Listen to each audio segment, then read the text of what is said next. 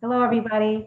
Welcome to our school committee meeting. I just have to switch back to my agenda so I can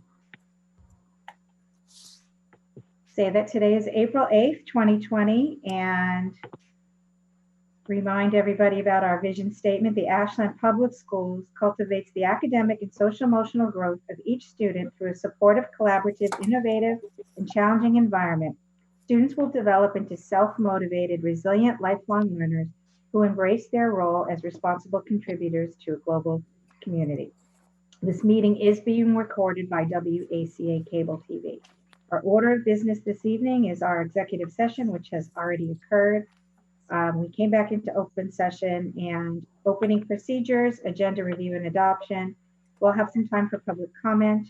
Our administrative items this afternoon are the COVID-19 update, AEA evaluation 2019-2020 school year, school choice FY21 participation, approval of the student activity account reconciliations October through December 2019, 2020 calendar update, cancellation of April break, April 20th to the 24th, 2021 calendar update, movement of Boston Marathon, September 14th, 2020, assistant superintendent's report, warrant approvals, approval of minutes, March 19th, 2020, March 24th, 2020, tri-board, March 26th, 2020, April 1st, 2020, acceptance of gifts and donations, committee reports of activities, member updates, action items, and then we will adjourn.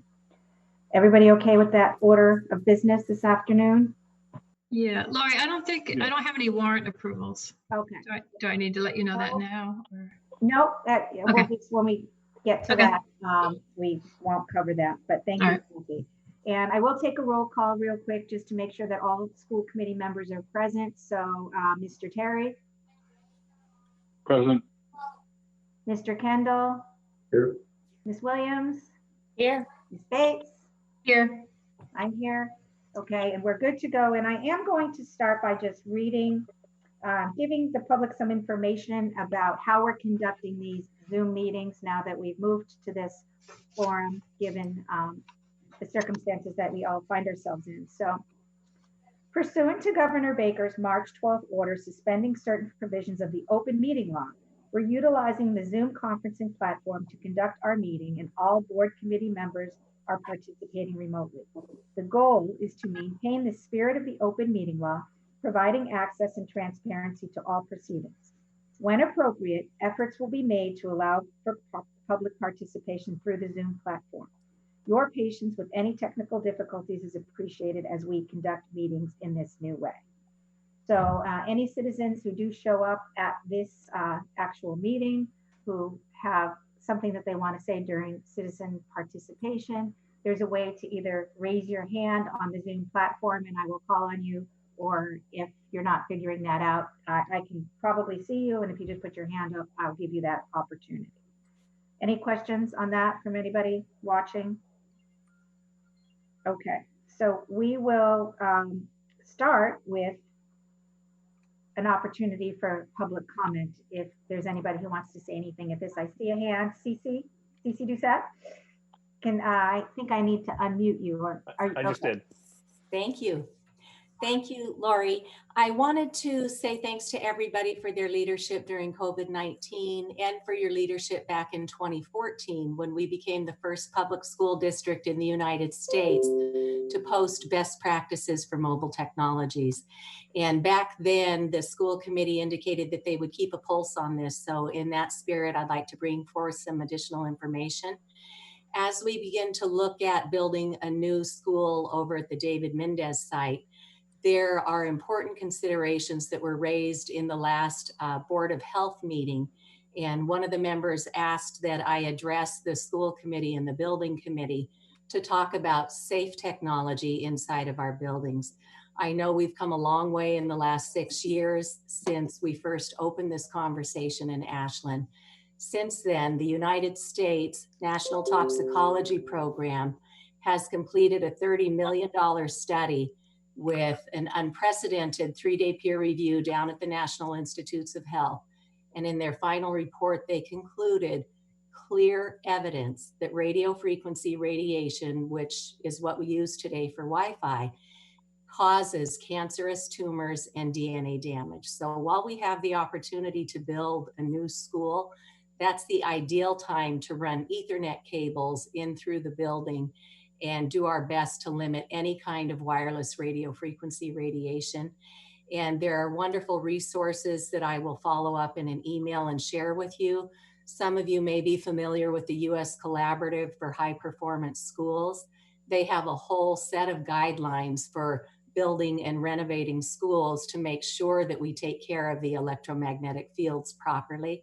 So I will send that along to you. I would also like to send to you a paper. I was asked to co-chair the technology panel for the Health and Buildings Roundtable conference held down at the National Institutes of Health back in 2018. During that conference, there was a call for papers. And one of the gentlemen that I brought in on our panel was Frank Clegg, who's the retired president of Microsoft Canada. And he's become a whistleblower on the wireless radiation issue. So Mr. Clegg put in to submit a paper, it was accepted, and then he collaborated with world-leading doctors and scientists and public health experts. And they had put out a good paper for how do we secure a building with safe technology. So that just came out in recent months, and I will send that off to you as well. And then the second area that I wanted to address is how are we ensuring that the children of Ashland are safe when they are studying from home? And I know COVID-19 is nothing that any of us ever foresaw coming down the pike, but when we are asking children to study from home and to engage with digital technology, it's really important that we assess how they're accessing that technology and how long are we asking them to be in front of screens in general. But in addition to that, the type of exposures they may be getting from a wireless device. And there are some excellent examples for us to look at in that regard. The Mediterranean country of Cyprus, a year or two ago, actually put out through their public health. PC, I'm sorry. I'm going to cut you off now because there's a 3-minute limit. Oh, I'm sorry. That's okay. We have a lot of stuff to get through. Feel free to forward any of those studies to us, and we can respond if appropriate then. Okay. Thank you very much for your input. Last comment is that the Russian health authorities have just issued a stay in place and study order for children, and that includes using hardwired technology, and then they give age appropriate amounts of time to be even in front of a computer so that it's not just kids sitting in front of devices all day. So I'll include that as well. Thank you, Cece. Okay, thanks guys. Have a good week. You as well. Anybody else want to comment before we move on to the next item in the agenda? Seeing none, okay. Jim, this is you, COVID-19 update. Sure. Please. It's the weekly report, right? How things are going. So, last Friday, was it last Friday? Have we met since last Friday? We rolled out 240 more Chromebooks. So we've distributed 360 total to families in Ashland. As there were some families in Framingham that wanted them as well, but we didn't actually give them to the Framingham families. So interestingly enough, there's been no more guidance, if you will, from the Department of Ed and or the governor with regard to how long we'll be in closure. It appears that the thought process is probably by the end of the April break, the next iteration of where we are will come out from the governor. And that's the best case scenario at this point. We still do not know about MCAS for 2019-20 school year, believe it or not. Those have not been postponed or waived for this year. There's still some negotiations that are happening on Beacon Hill. And we hope that in the next 48 hours, there's some resolution to that. I would encourage folks who are listening, and when I get into the calendar piece a little bit later, certainly I would encourage folks to continue to reach out to Jack Lewis and Karen Spilka in their offices about MCAS for the 2021 school year as well, especially grades 3 through 8, and plead with them that we need to cancel those as well. We're going to see gaps, certainly with all of our learners. And if we can take away 15 to 20 additional days from the standardized testing and allow that to come back into instructional time, I think we would have a tremendous opportunity to close any of the gaps that currently are being created because of COVID-19. I think that's our duty as citizens to continue to petition our legislators to do those things. We're serving still just under 100 meals. That's continuing. I don't know the number today. Lisa's actually on a conference call now. I just want to continue to stress that the teaching staff is working so hard, and all of our staff is working as harder than they probably ever imagined they could as an educator. It's totally different. The paradigm of teaching and learning has shifted over that 48-hour windows going back to March 12th, 13th. And I see it every day in my own house with my wife, who's a high school teacher. And I know she's working probably, 3 times as hard as she's ever worked in terms of just understanding the technology herself in order to deliver some sort of instruction, but then also to be able to connect with, her 130 students every day or every couple of days to ensure that they're at least being engaged. So I want to, again, say thank you to our educators and our administrators and our support personnel and the folks that are truly putting in this unbelievable work for our families. And it's not perfect. I know that. I try to remind families that we're still trying to learn it as well.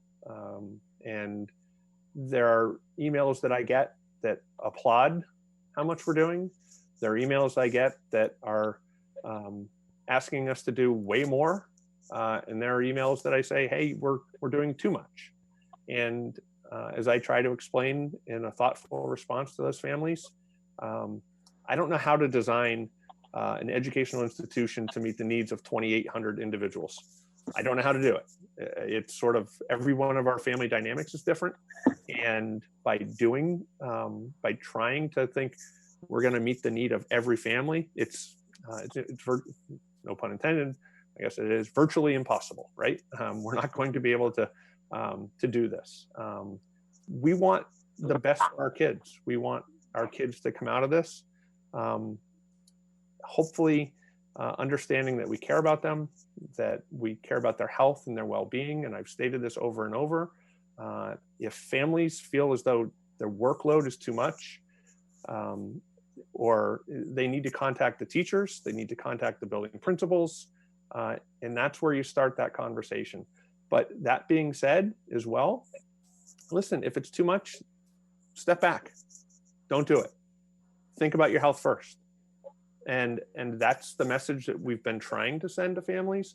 And the structure that we set up was done so in a way that allows flexibility. And again, our teachers are working really hard at trying to create structure, and they want to be with the kids. They want to be with their kids every day. That's what they're used to. But again, that paradigm shift of having kids learn for 3.5 hours at home and two parents working all the time and trying to figure that out, I get it. It's a struggle.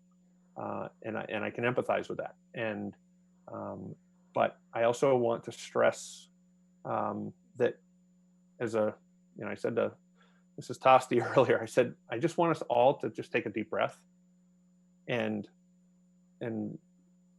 relax and just understand that everyone is doing the best they can given the situation we're in. And that being said, it's not going to get better soon. It's going to get, if anything, it's going to get worse. The anxiety levels, the stress levels, the loss of jobs, the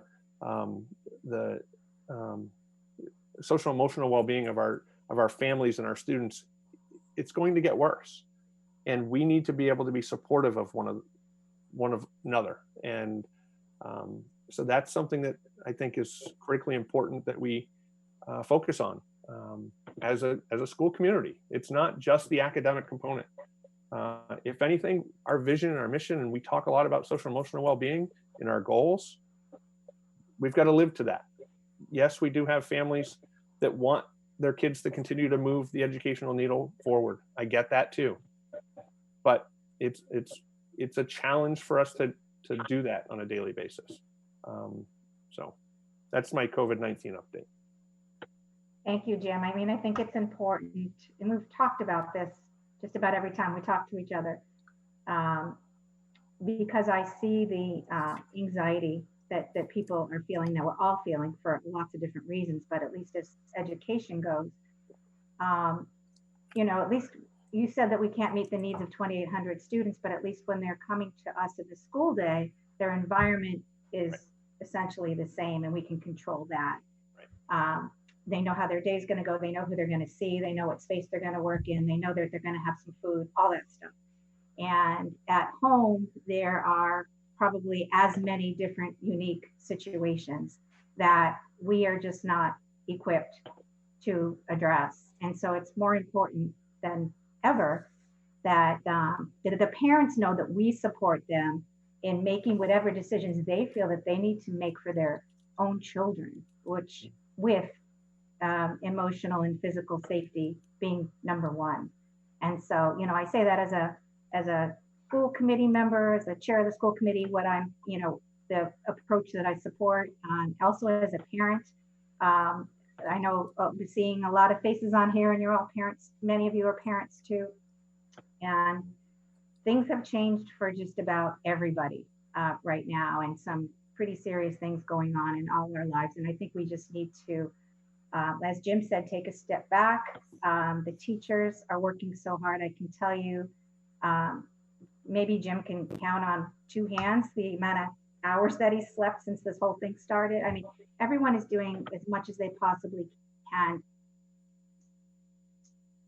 to provide solutions for your kids at home. But at the end of the day, parents are the ones that have to be the judge of what works for your family right now. And we're all going to come out of this at some point, and we all are going to have been set back for the same period of time all over the country, all over the world. Nobody's going to be like behind, because behind what, right? Like maybe behind the expectations that we set when we're all in school and we know what's going to happen from day to day, but we're just working in a different paradigm right now. So I appreciate everything that you, Jim, and that all the principals and Jen, your social emotional posts I saw you on Facebook. And that's really has to be front and center right now. So if something's happening that we can't address on the education front and it's not working for your kid, don't do it. Or if they need more, find a way to get some more, but just know that we are doing our very best to provide some structure and some options. And if it were up to us, we would be back in school with your kids doing what we do. So, Mark, you're lit up. Is that because you wanted to say something, or are you just moving? No, I was actually trying to figure out how to raise my hand on this thing, not because I had something to say, but because I forgot how to do it. So you can ignore me. Paul can walk you through just about anything. Where are you, Paul Kendall? That's all right. We don't need to do that now. Yeah. Anybody else before we move to the next item on the agenda? So we've got the AEA evaluation 2019-2020 school year. That's you, Jim? It's me. Yeah, no, I just want to be able to update folks. We're going through this really unprecedented time. I would like to ask the school committees to give me authorization to enter into negotiations and agreement with the union personnel for teacher evaluations, to come up with an agreement that works for all parties. As you know, part of the contract has very specific dates and times and measurements that actually fall into Mass General Law as well. And you know, we're not going to meet some of those because we're not in school, and we just want to be able to come up with an agreement that works well for everybody. Anybody have any That certainly comments? makes sense. That certainly makes sense to me. I think it's an operational issue that Jim is far better situated to resolve, and I don't have a problem authorizing him to be our bargaining agent for this purpose. Anybody else?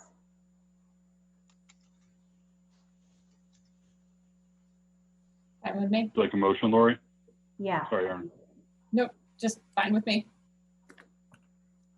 I'll make a motion to authorize Jim to conduct negotiations and enter into MOAs related to the evaluation or renegotiation of evaluation with the AEA for the teachers bargaining unit.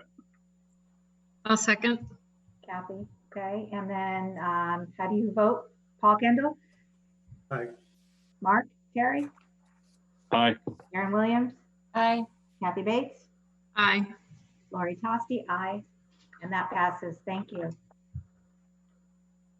So the next piece is school choice. Each year we have to determine whether or not we're going to continue to enter into and allow for school choice to occur within the Ashland Public Schools. And so what I do is each year we'll come to you with questions, you know, in terms of the number of students who are in each grade level, and then focus on just those grades that I think we can allow to open up seats. So my first recommendation is to allow for school choice again next year, but in the following grades. So five seats is what we've been adding each year, and they don't all get filled. But in looking at the current enrollment numbers and projections for next year, to allow for 5 seats in grades kindergarten, 1st grade, 9th grade, 11th grade, and 12th grade. And then in the 10th grade to allow for 10 seats. That's the small class at the high school. Again, I do not anticipate we would fill all those seats as we haven't in the past, but at least those are the only grades that I feel comfortable with adding school choice for the FY 2021 school year. Thanks, Jim. Anybody have any questions or issues with that? Jim, you're okay with that as a long-term impact on those buildings, particularly with the bigger classes, the middle school, Yeah, push up to the high school? I do. I am. Yeah, right now we're still in the 189 as of today in the kindergarten level. So that'd be next year's 1st grade class, and we have a similar number in the K enrollment. So, and then it only impacts the high school after that. So it's just those 2 classes that impact anything below grade 9. And those are smaller classes. Thank you. But yes, to your point, we're at 51 students right now that currently are in school choice in our district. We have a motion to open those seats. So moved. Second, anybody? I'll second. Thank you, Kathy. All in favor? Paul Kendall? Aye. Mark Terry? Aye. Aaron Williams? Kathy Bates? You're muted, Aaron, but I saw your, yeah. Kathy Bates, aye. Thank you. Loud. Oh, sorry. No, it's okay. Maybe it was my ears that were so loud. So can we have an approval for a student activity account reconciliation? I'll take that one. Thank you, Thanks, Barbara. So this is the quarterly reconciliations that we come to you asking for a vote to approve Lori to sign off on the reconciliations. So this is for October, November, December 2019. The 4 student activity accounts have been reconciled. They've been signed off by the secretary who handles it, the principal, myself, and now we need the school committee chair to sign off. So we just need a vote to allow Lori to sign those, and then tomorrow, Lori, I can scan them over to you. Okay, So just for a point, I think that in your packet it said the school committee secretary. So, I want to make sure, Barbara, it's the chair, not the secretary. Right. So just in your packet, it was written incorrectly. Yeah, it's the second. So it's chair. Yeah, it's chair. Yeah. do we have a motion for that? So moved. Second, Second, thank you. All in favor, Aaron Williams, Aye. Kathy Bates, Aye. Mark Cherry, aye. Paul Kendall, aye, Lori Tosti, aye. Okay, that passes. And then the 2020 calendar update, cancellation of April break this year, 20 to the 24th, 2020. Okay, so as you know, or I don't know if you do know, but I did try to send out the advisories from the Commissioner of Education as well. So going back to March, and just do some history for folks. The Commissioner, when COVID-19 hit, of Education said, no district is going to be held responsible for days after their 185th day that was scheduled on their calendar. So for the Ashland Public Schools, our 185th day was scheduled to be June 24th. And what was happening was we also have a teacher's contract, which we have to be thoughtful of, which is they work 183 days within the contractual obligations.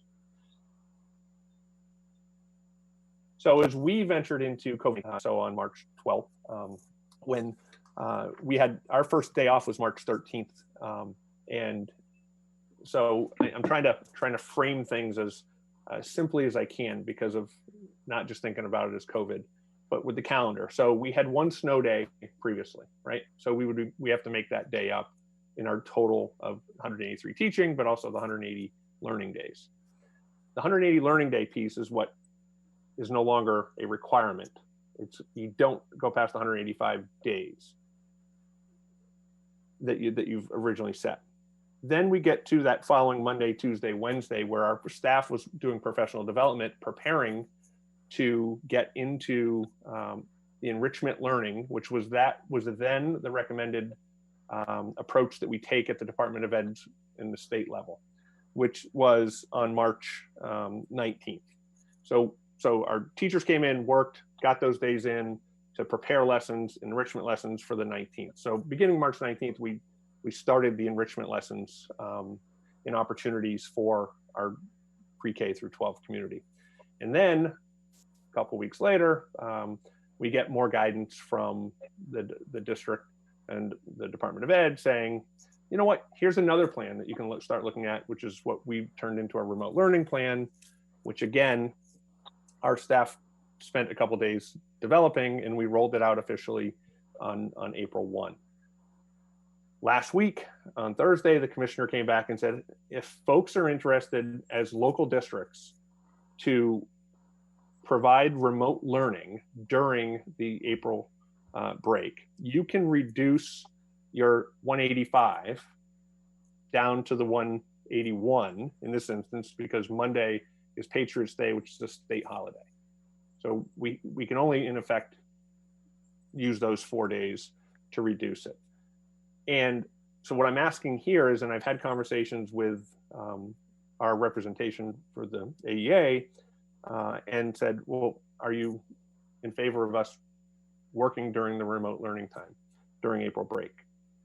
And they said, absolutely, we would like you to move forward with this with the school committee. It's a calendar vote. They need to pass it in order for us to work those 4 additional days. So where this gets tricky is, and where folks have asked questions, and I'll try to be as clear here as I can, we're not only dealing with the 185-day mark that the commissioner said you don't have to go beyond. He's now saying you can pick up 4 more days if you want to teach during that April time period. So it gets down to the 181. So our 181 becomes June 18th. Well, we also have to factor in, we also have 183 teaching or 183 workday contract with our teachers.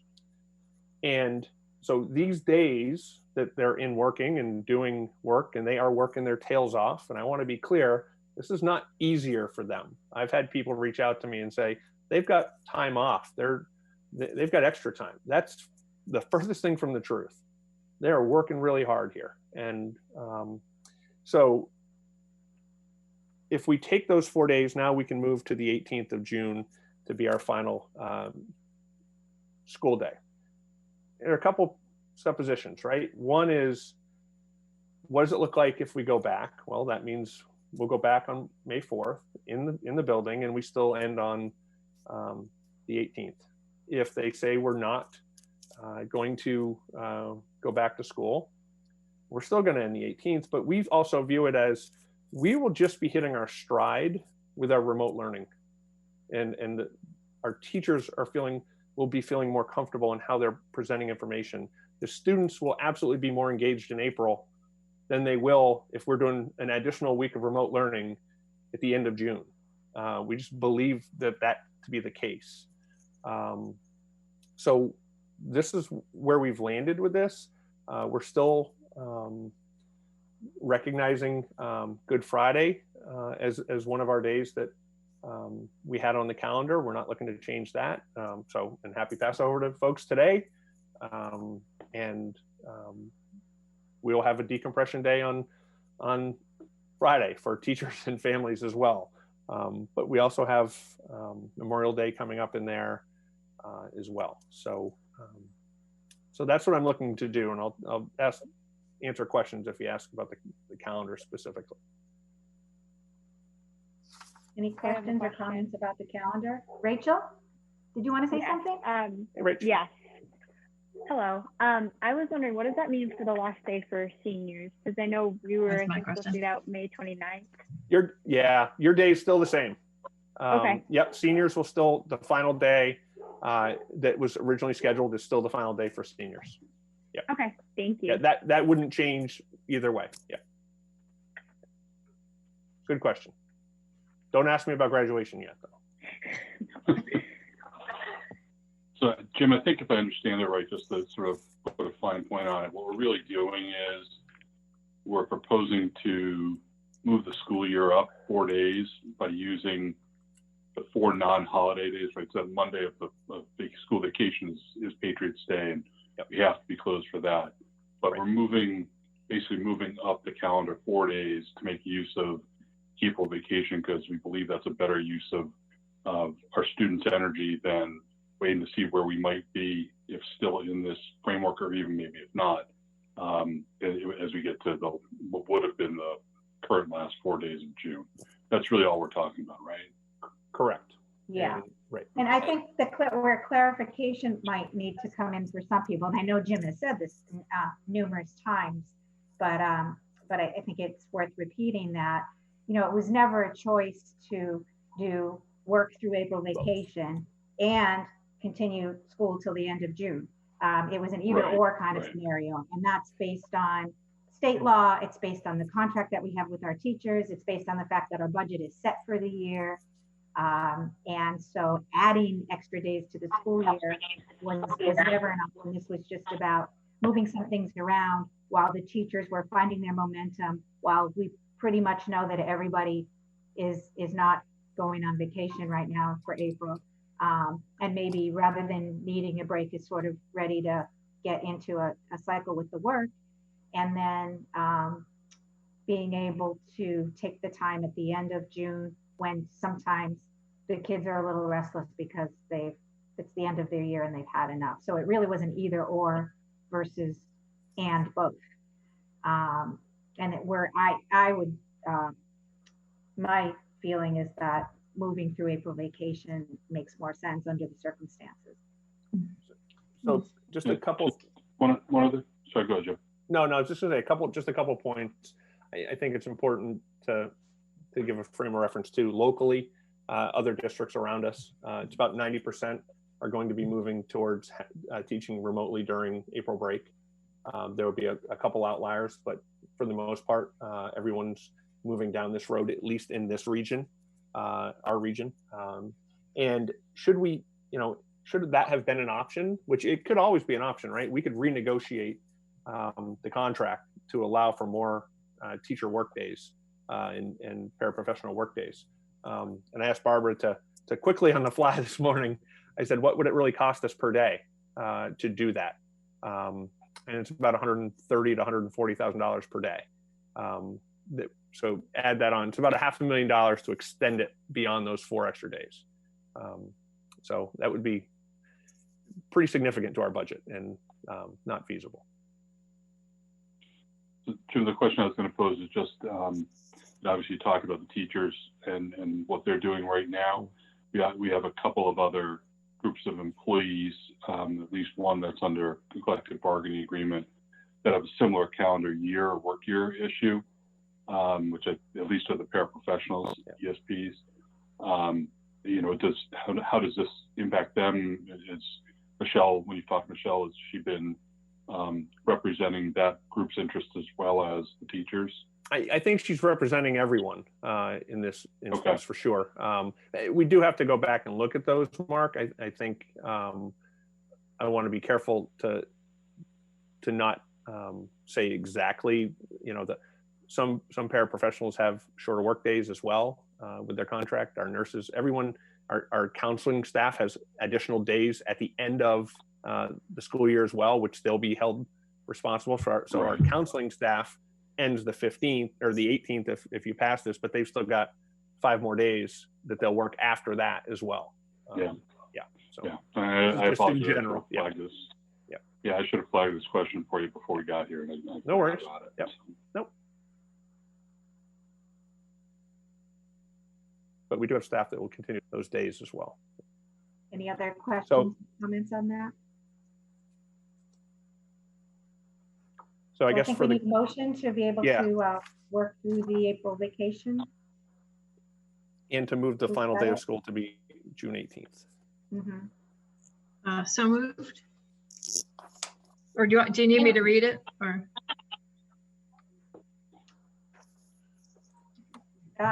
you don't need to read it, Kathy. Do we have a second for that? Second. Second. All in favor? Aaron Williams. Aye. Mark Terry. Aye. Paul Kendall. Aye. Kathy Bates. aye. Lori Tosti. Aye. So that passes. Thank you. The 2021 calendar update, movement of Boston Marathon, September 14th, 2020. Yeah, so again, due to the cancellation of the Boston Marathon, we had already had our schedule out there for next year, but they've decided that September 14th, Monday the 14th, will be the new marathon day, and probably they would appreciate the fact that even though it's not a state holiday, that we shut down our roads and schools during that day. So what we've done is we'll have that Monday off, and we have to adjust then our final day of the school year, which would move it to June 21st. Anybody have any questions or comments about that?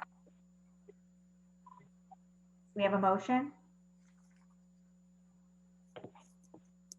Anyone? I think Kathy's talking, but she's muted. So moved. Sorry. Thank you, Kathy. Made the motion. Do we have a second? Second.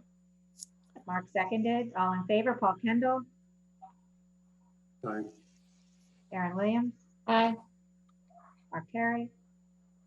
Aye. Kathy Bates. Aye. Lori Tosti. Aye. Thank you.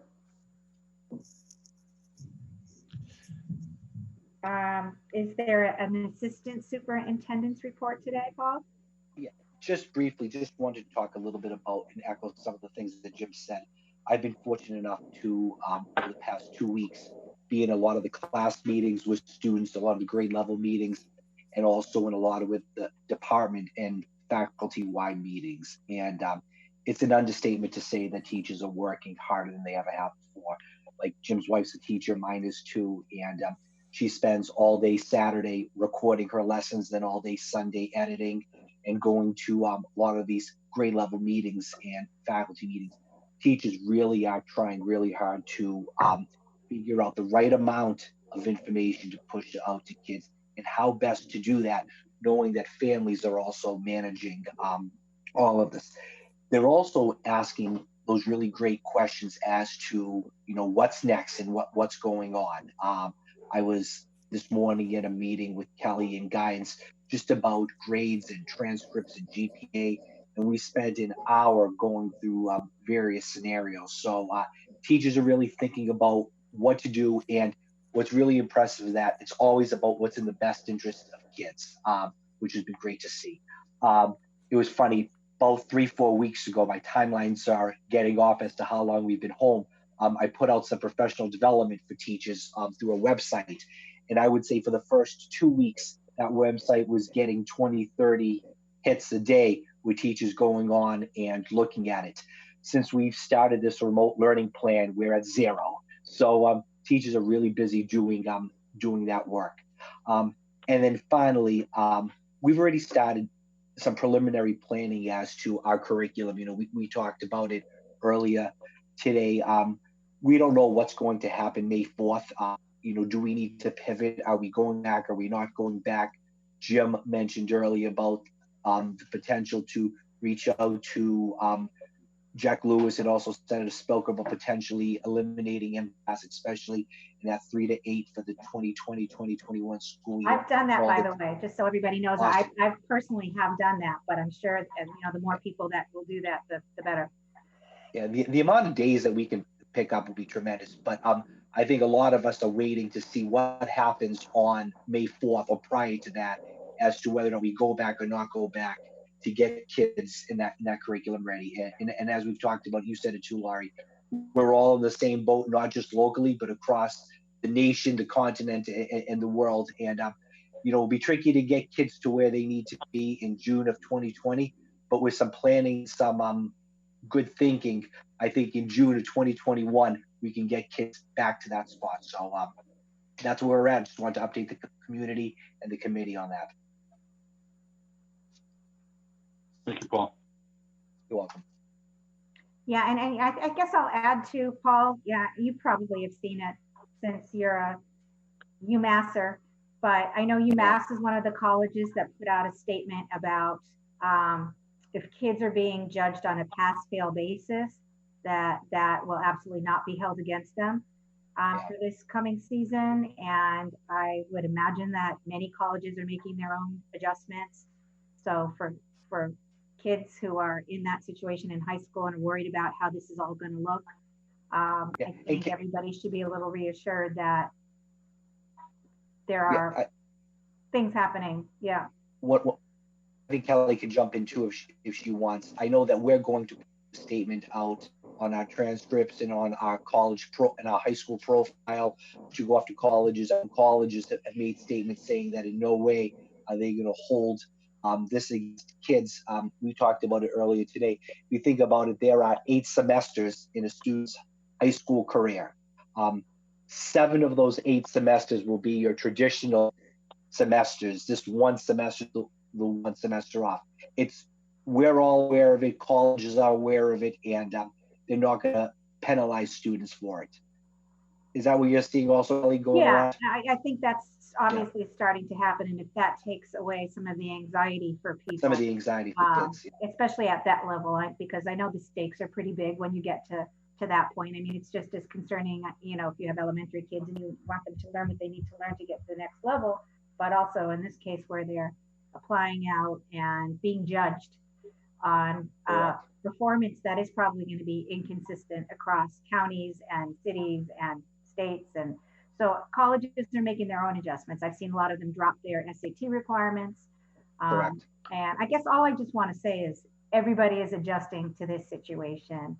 And even in my own house, trying to reassure, I have 3 kids in college, and reassure the ones who have anxiety about, you know, how am I going to make it to, you know, from point A to point B. And I just keep saying, you know, every single person in your situation across the country needs to be addressed, and it will be in a way that's fair to everybody, I think. And right now, try to just worry about keeping your stress levels down if you can. And Corey McGann said that in a conversation we had earlier, that he wouldn't be surprised, and you just mentioned it too, that a lot of colleges that may not have been, that required SATs, we may see a growing amount of SAT optional colleges going forward for the next few years in order to adjust to what's going on with COVID-19. Thank you, Paul. Which wouldn't be a bad thing. True. Okay, Kathy, you have no warrant approvals, correct? Yeah, so Laurie, I'll just jump in here for a minute. Please, Barbara. So there's no warrant from Kathy and there's no gift and donations. We're going to do those every other meeting. So Okay, we'll do them next meeting. excellent. Okay. Thanks, Barbara. And a reminder for everybody for the next meeting to get me your feedback on Jim. So that will be handled at the next meeting as well. So Don't worry, Jim. No stress. Hey, everyone's giving me their feedback, believe me. yeah, we're just going to pile it on. It's okay. And we have a few sets of minutes. March 19th. Did anybody have anything there? And my pink slip somewhere.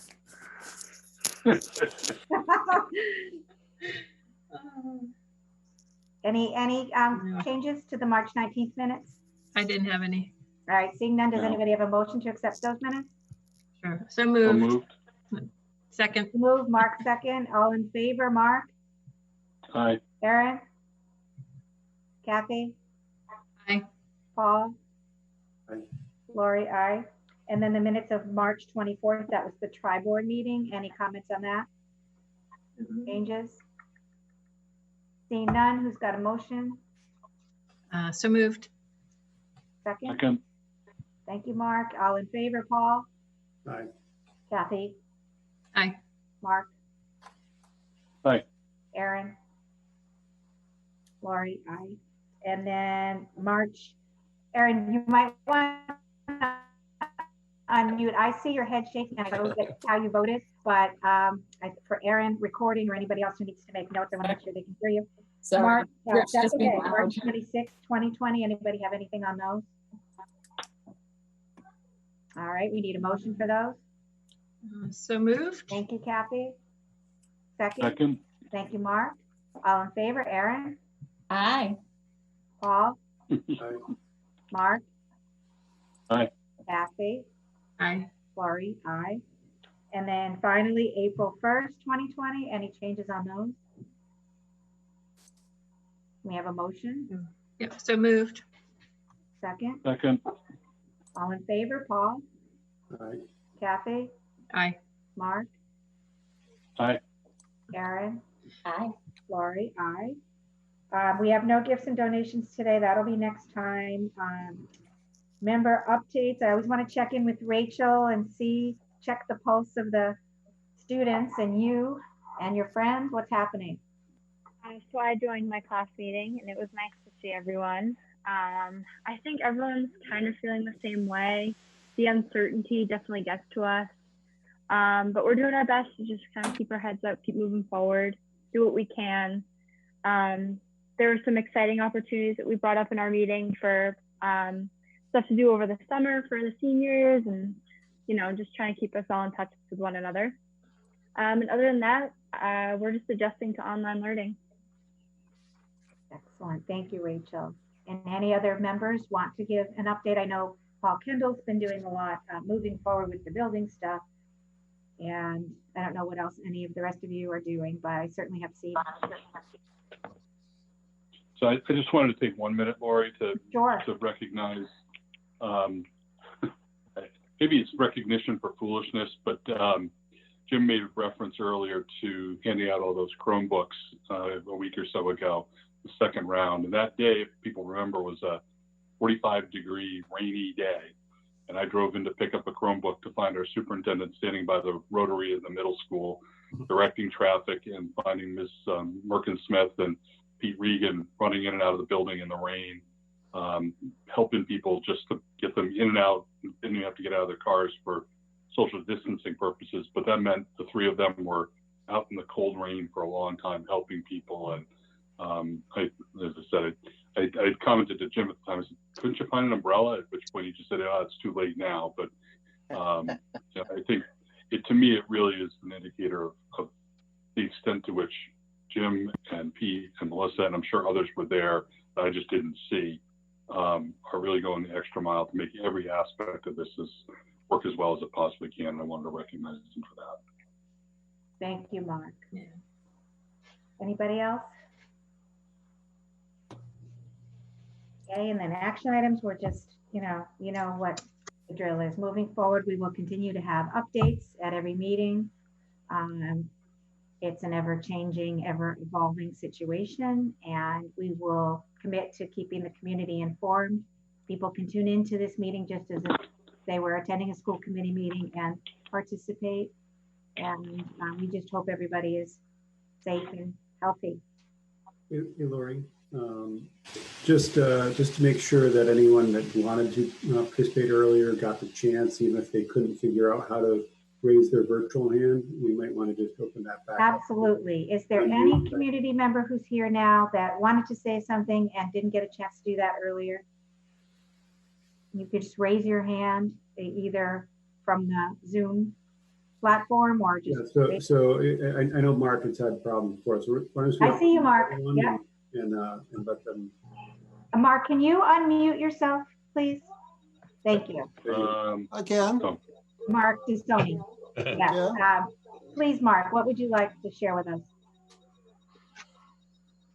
First of all, I'd like to thank all the school board committee to continue putting out the information out there through this virus crisis. And to Mr. Adams, I know he's not losing hair over this yet. And the Paul Kendall last night about the forum. Thank you for answering the questions I had, and they were helpful. And it was worth the time knowing down the future the building's going to be fitted to a T. Thank you. You asked some great questions last night, Mark. Thank you, Mark. Anybody else? I think I see none. So I will entertain a motion to adjourn.